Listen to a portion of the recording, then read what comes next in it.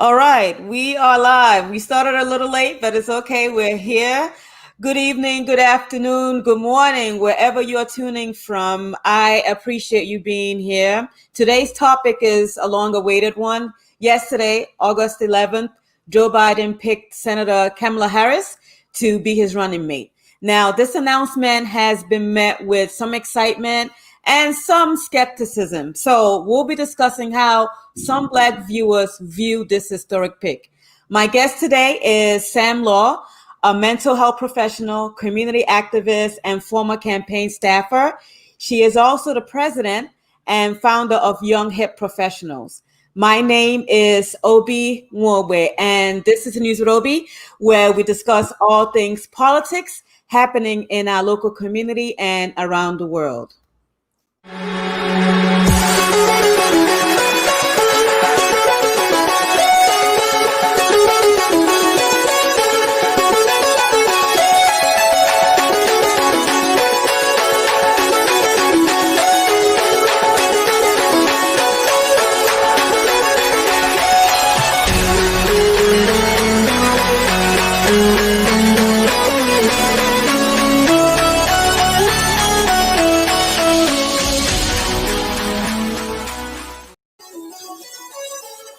All right, all right. Welcome back, everybody. Um, Sam, if you have anything playing in the background, there we I go. was picking up your show in the background. Oh, okay. So welcome back. I hope everybody can hear us okay. Good evening and welcome. Now, Sam, let's dive right into it. Some of the strongest contenders that Vice President that Biden had for his VP pick were a lot of intelligent, qualified women. Now, given Kamala Harris's reputation on crime and how she cracked down on people on that, do you think picking her was a good idea? Not necessarily. I can't say that I'm a fan of Kamala. I know a few people are. I do feel like her prosecutorial record is problematic, especially for people of color and Black men in particular. Um, I can't say that I think it was the best choice. I probably would have went if it was me, and it's not me, but if it was me, I would have went with Stacey Abrams or maybe even Ms. Bass. Okay. What about Val Demings? Nah, she's a cop. I wouldn't have went the cop route at all, considering Okay. the times. Okay. But at the same time, people to the white liberals, right? Picking Kamala Harris might really appeal to them. What do you say about that? I think that's why they went that route. I think she's a centrist, she appeals to that tough on crime audience that's still Okay. very much the prominent people right now. They're still voting, they're actively voting. They're leaders, there are bosses, Yeah. they're that tough on crime demographic from the 80s and 90s Yeah. that got the Clintons in office. Mm. I think she So, appeals. but some people might say, okay, that was her past. Why does that matter now in the present? And I see people chiming in. I have a Fours here, welcome. I have Harrison is here, welcome. I'm going to read a question from Harrison. He's saying it's not problematic because when people commit crimes, they go to jail, black or white. She did her job. What do you say to that? I mean, that's true. If they're accurately Being persecuted for the persecuted, yeah. yes. But what we tend to find when you start to go through and investigate a lot of these prosecutors' records is that there were people that were wrongly imprisoned. And Right. I don't know if anyone has done the research on her record or how far it's gone, especially since she, was able to be in the Senate and everything. Mm-hmm. But that's always a strong concern, is how many of the people that were in prison were Well, in prison rightfully. exactly. And Harrison is also saying blacks didn't like Obama in the beginning either. Many of them still don't. And I I mean, Why? a lot of Black people still believe that Obama didn't do anything, and I tend to disagree with that a little bit. At first, when Obama came out, I did think it was a wrong move until he came out and we like really saw what he was about. Mm-hmm. That we have a lot of people that say he didn't do enough. I don't. He had to. If there's one person that knew how to cater to everybody, it was Obama. He couldn't. I don't think. I mean, when you look at his record, he did quite a bit. He couldn't have. It's not like he was just a president for Black people, even though we want to claim so. But he had to make sure that he was fair across the board, right? And that was how he was able to get 2 terms. So, switching gears a little bit now, there's a lot of women in the political space, and we still need more. It's never enough. When Hillary ran a few times, it was said that she wasn't fit to be president. So, for Biden's VP pick, women's groups are bracing themselves for racist, sexist attacks. How important is it that media are cognizant about how they cover women in politics, especially when it comes to Kamala now? And I know those attacks are already coming. It's critical. It's critical. It's absolutely critical. What does it matter what designer her shoes were or her dress? That's a big thing. Is they honed in on Hillary's outfits. It Right. was, oh, she's wearing this moo and she's not so stylish. And did you see her hair? Like, those things don't matter when it comes down to what she's really doing it. And honestly, for Black people, a lot of times when it comes down to our looks, our hair, and things of that nature, they're actually barriers for us moving into uh, auspices of success. And Mm. that's a problem. You know, we white people have made it so that they can use professionalism as a way to keep us out. Yeah. So I really hope that those aren't things they strongly focus on. The other things are about women that people like to pay attention to is, oh, what child care and this and that, and just certain things that no one is asking men. You know, like, Right. No one asks men those same right. questions. Right. Right. So I would hope that they keep it very, very much so in line with the same questioning that they're giving Pence, Trump, and Joe Biden, and that they're not honing in on just her femininity and what they believe are important questions and things to make note of women. And it's up to women's groups to really fight and Yeah. push on the media heavy Right. that this is absolutely unacceptable. Right. And I remember when Hillary was running one time, either because she was exhausted, she did cry, and of course they ran with that. So I mean, women, we do a lot. We juggle a whole lot. So I'm really hoping. I mean, Kamala has shown that she is a Mhm. force to be reckoned with anyway. So I don't have any fear when it comes to that. And like for a lot of us, she wasn't our first choice. But at this point, we have to ride with the team. We have to, We gotta roll with the yeah, we punches. got to roll with the punches. Anything to get Trump out of office. Not only that, also, like I posted earlier today, vote for somebody that has your best interests at heart. Right. We are the voters. We shouldn't give our votes away. And we're not only voting for the presidential elections, we're also voting for our local officials as well. So looking at all of that at this point is critical, and it goes without saying, make sure you're registered to vote. Some states do allow up until 30 days before Right. election day, but don't wait that long. Do it now. Do it now. Do it Right now. now. I know in our state you can do it on the DMV website.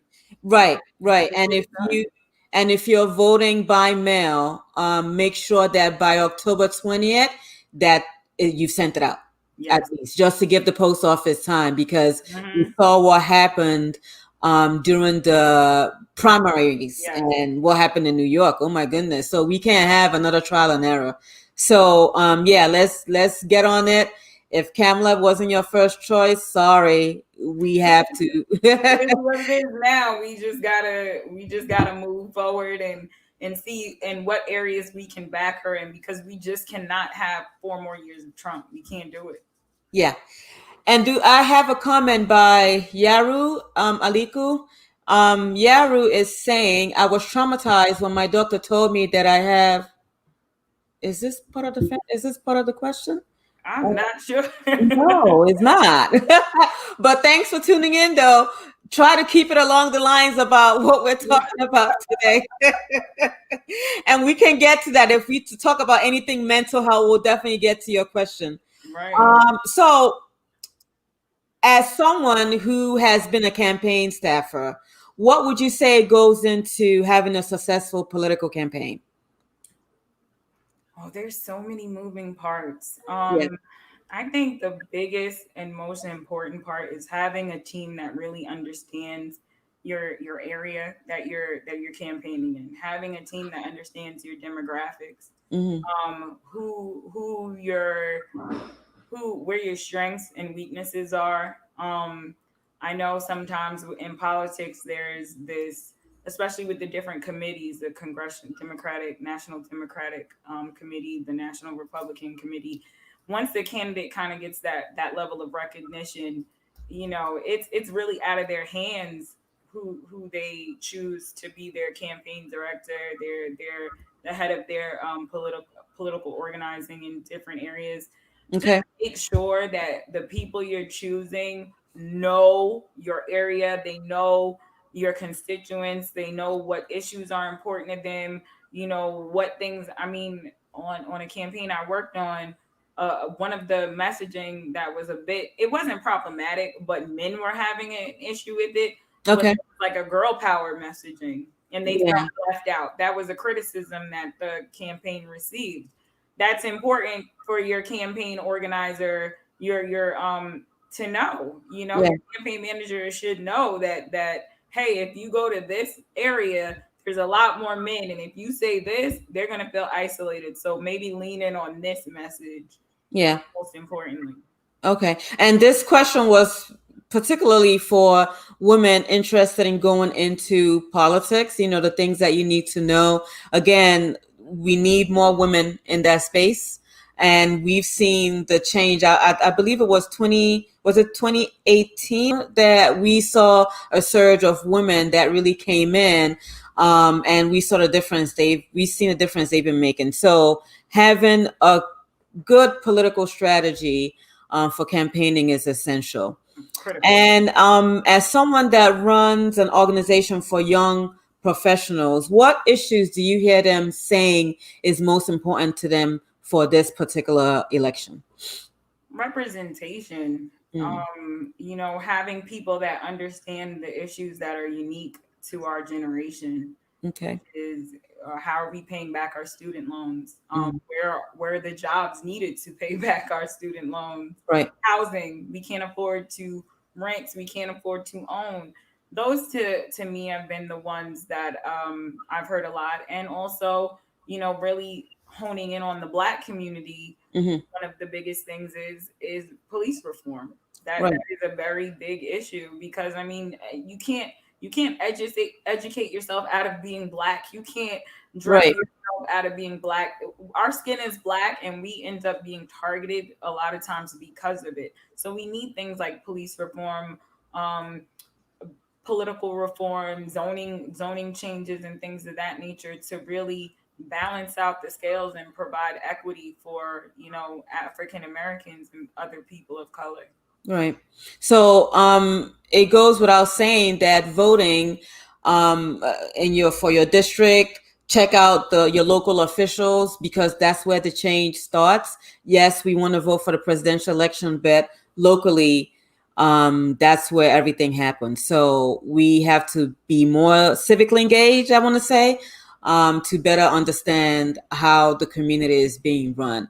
Now, your organization, Young Hip Professionals, is a 501c3 with a mission to develop leaders and in at-risk neighborhoods on Long Island. What motivated you to really start this organization?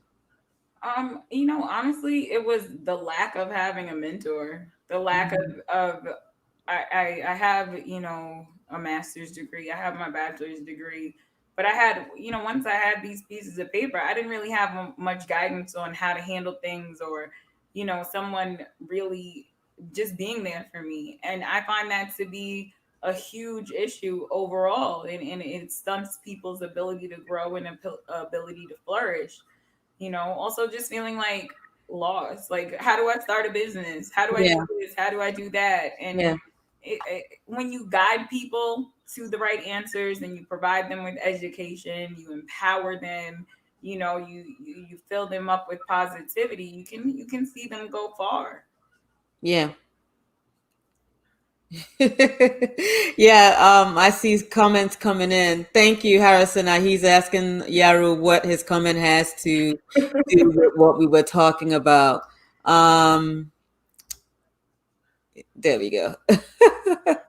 So, for people of color in America, conversations about racial inequality just don't happen when we see these events happening on television or in our community. These are events that we live with on a day to day basis. And for your organization, how have you been able to talk to the young adults about how to talk about this or deal with this in the workplace? Because we know when we go to the workplace, we have to code switch and all those kind of stuff. So, how have you been able to help them navigate this? So that is now a huge focus. We actually have a big discussion coming up, I believe, the last Thursday of this month, which is the 27th. It'll be at 7 o'clock on Young Hip Professionals social media group, as well as I'll put it on my Facebook page and our nonprofit page. But we're gonna have our county legislator from our district come speak. We're gonna have our chief officer of diversity and inclusion for Suffolk County come speak. A young woman who runs her own media syndicate called Shades of Long Island, as well as a licensed clinical social worker from Northwell Health, who's very well versed in diversity and inclusion efforts and ways to create programming that's beneficial to organizations, because it's a needed conversation. You know, Yes.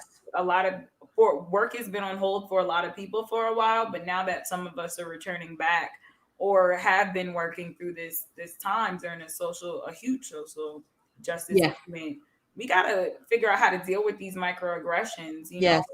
We got to figure out. My county legislator, he just actually got some policy pushed through the legislator dealing with hairstyles, like our natural hair, and Mm, saying that this is acceptable, and we need to deal with organizations that are giving people of color issues about their natural hairstyles. Like, yeah.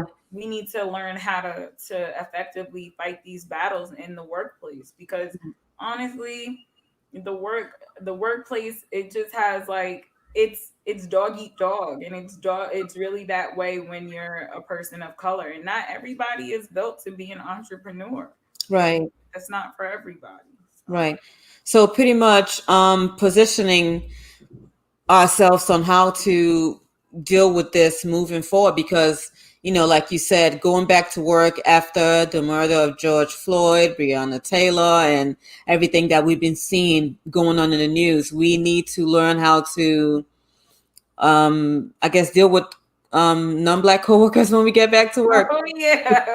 And what are they gonna ask us? Are Right. they gonna just assume they can touch our hair? I mean, it's very strange to me that someone just feels like they can violate my physical space because they're curious about my hair. No, I'm curious about your hair, but I'm not gonna touch it unless you give me. And like I tell people, like, as black women, we don't even touch each other's hair. Right. Like, we don't even do that. So what makes you think it's okay for you to Our hairdresser, like, we let our hairdresser in our hair and we touch our hair, but that's it. Like, just right, right. like leave And us alone. even if it's rare that you see a black woman go to another black woman and say, "Can I touch your hair?" It's really rare. Most people do is like, "Girl, your hair looks nice," and that's it. Like, Right. keep moving. Right.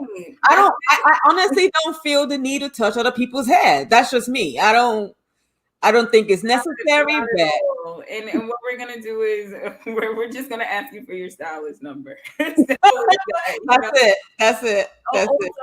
Also a big thing is I've taken to when I get an invitation in a space that is predominantly white and the discussion is about turns into professionalism in the working place.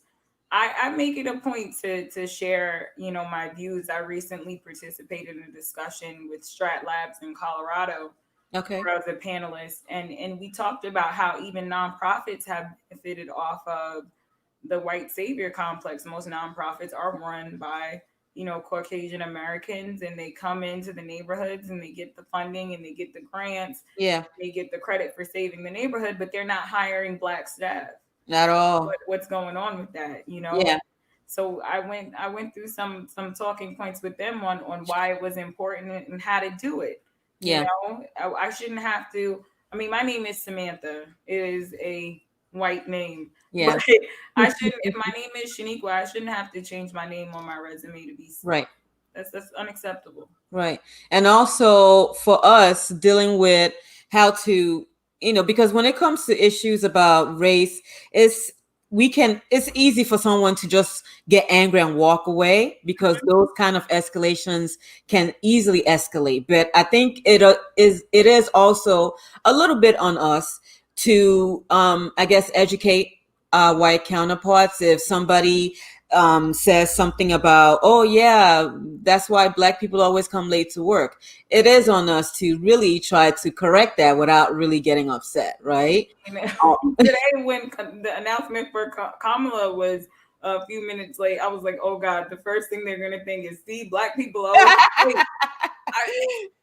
Am I like wrong for thinking that? Am I no, wrong no, because that's how they see us, that's how they see us, right? Yeah. We gotta start to change their narrative, change the messaging, refocus them to what's accurate versus what's not, and give them examples. There's way more examples of amazing people of color than there is of not so amazing people of color. And every race, every ethnic group has its people that Exactly. just don't do right. Exactly. That's part of life. Right, right. So we need to start changing that narrative most definitely. And to everybody tuning in, thank you so much for watching. If you have any questions for Sam, please feel free to type it in. We started a little later, but we're here. So thank you so much for joining us. So Sam, what other projects do you have in the works? Where can our viewers find you? How can we help? Talk to us. All right. So one of the a couple of things we're kind of shifting towards this year with the organization is working on some policy. Talking more about diversity and inclusion in the workplace. Um, we're like I said, we're opening up discussions right now. Our focus on discussions is really finding out how people of color feel when dealing with their offices and different workplaces Okay. having issues with diversity and inclusion. We really want to focus on how they feel and how they and what they think will solve it to create a a methodology that can be used that businesses can use to make the people of color in their organizations feel included and valued. So Okay. that's one of the things we're working on. Another thing we're working on is increase diversity on the Riverhead Police Department out in Eastern Long Island. That they have one black person on Oh wow. their staff out of 88. So we need Oh to wow. get that number up, make it Yeah. uh Make more the department more relatable. Yeah. right. Yeah, it needs to be a stronger representation of Right. what Suffolk County is and that area is. Um, and we're working on increasing housing, getting people in affordable housing, getting black people more access to wealth through housing. So we've had some conversations with Sunny May, educating black folks on how to get involved in those programs and they're looking into buying a house, making sure that when we see lists for lotteries where they're saying, okay, there's these apartments and this many units are going to be affordable, that we're putting them out there to the people, making sure that, back to jobs, making sure that we're working with people that are part of the labor department so that they're posting, they're making sure that community people that are involved in the community are getting these notifications out there. So that those are some of the things we're working on when it comes to policy. The other thing is we're growing a social virtual community online. We have our Young Okay. Professionals Facebook group where Okay. we kind of share and collaborate and just kind of talk about things and also create a business network. Right. My friend that owns Shades of Long Island, she owns the largest minority listing of businesses on Long Island, and we want people to talk to each other, collaborate, help one another grow. So that is our largest. Those are our largest focuses right now. Nice. Nice. So, for people that want to find you, I'm going to put up your social media again. It is at Young Hip Professionals. And this is your Instagram page Yeah. as well. And also on Facebook is Young Hip Professionals, correct? Yep. If you go facebook.com/young hip professionals, you'll find us on Facebook. You'll also find the group on that page, or you can just direct message me and I'll send you the group link if you're interested in joining. Our demographic is age 8 to 48. Our group is more geared towards, 18 to 48 on Okay. Facebook. But our events, we do have events for younger children because we know with especially pre-COVID, Right. we know it's hard for parents to network and get their foot in the door when they have little children. So why not make some of the networking events where they can bring their children? That was critical for us to develop. Okay, good. Thank you. Thank you so much for taking the time out to join us today. And thank you for everybody watching and for those listening on podcast. Thank you. Be sure to subscribe to the News with Obi on all social media platforms, Facebook, Instagram, now podcast. So subscribe. Again, my goal is to keep us informed and not inundated with the news. And now that Biden has announced Kamala Harris as his VP or running mate, it is now full swing for elections. And the good thing about this is that no matter what side you're on, is that one thing democracy has afforded us is the ability to vote. Yeah. So it is crucial that we do that this November. So please make sure you're registered to vote. Make sure you exercise your right to vote because a lot of people died to give us this opportunity. They sure did. Before we leave, Sam, is there anything you want to add? No, just thank you for having me. I had a great time. I'm glad we got to talk about this. Young people, get out there, get involved, vote, volunteer with the campaign that you like, donate, do whatever it is that you feel you can do within your rights and your ability, and stay involved and make change, even if it's micro change, make it. Thank you. Thank you so much, everybody. Thank you, Sam, for being here. And go vote, everybody. Happy voting.